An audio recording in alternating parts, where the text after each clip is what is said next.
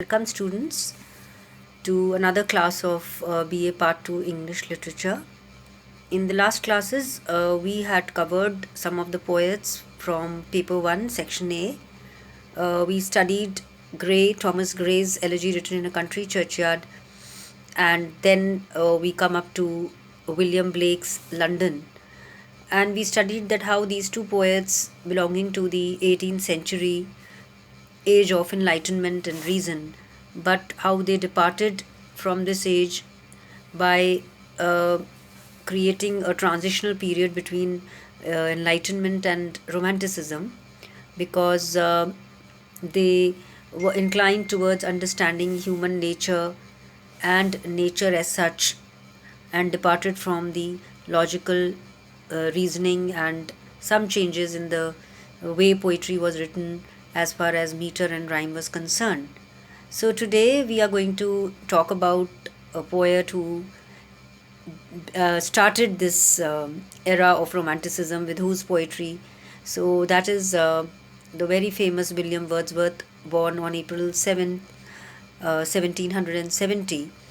And he was born in England, and along with Samuel Taylor Coleridge, they published together lyrical ballads in 1798, and the collection which contained Wordsworth's most popular Tintern Abbey introduced romanticism in English poetry.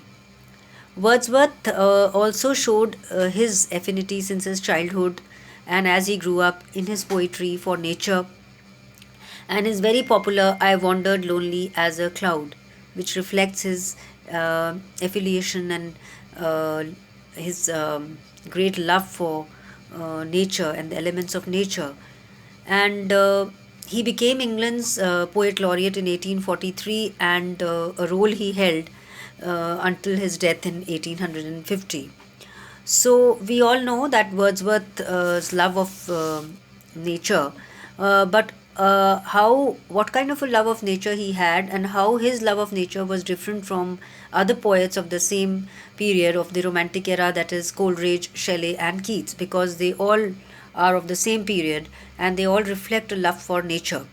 So we find that Wordsworth's implications of love of nature, they are very deep and they have far-reaching significance. And it is true that Wordsworth seeks beauty in the meadows, woodlands, valleys, and mountain tops, the green, grass carpeted meadows, the river crossed valleys, and snow clad mountains. But the way they fascinated him and enchanted him was very different from other poets of nature, because his attitude to nature was very different. So, two things, nature and man, attracted Wordsworth very much, and hence his poems are basically all about them. So the sensuous manifestations of nature, they don't have much appeal for Wordsworth, and they did delight other poets like Coleridge, Shelley, and Keats, because Shelley intellectualizes nature and Keats is content to see the beauty of nature as it is. But Wordsworth, he spiritualizes nature and he tries to capture the inner significance of nature for him, and how that can connect man with some higher ideals.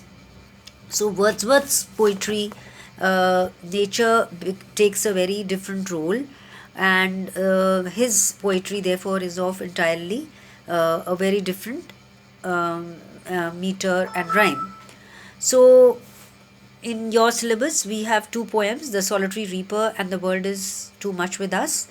So these two poets poetry also connect Wordsworth's deep link with the elements of nature, and how he enjoys this connection. So World is Too Much with Us is actually a sonnet where the poem laments the withering connection between humankind and nature. And like the other two poets which we had studied, he blames this withering connection between nature and man to the industrial society, the industrialization which was happening, and the material pursuits which attracted humankind.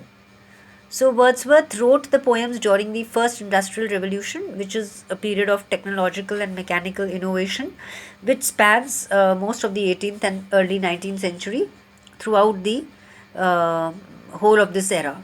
So the world is too much with us actually reflects this transformation from nature to materialism. So, we will be talking about how this connection of Wordsworth with nature manifests in his poetry. And the two poems which we're going to study are The Solitary Reaper and The World is Too Much with Us.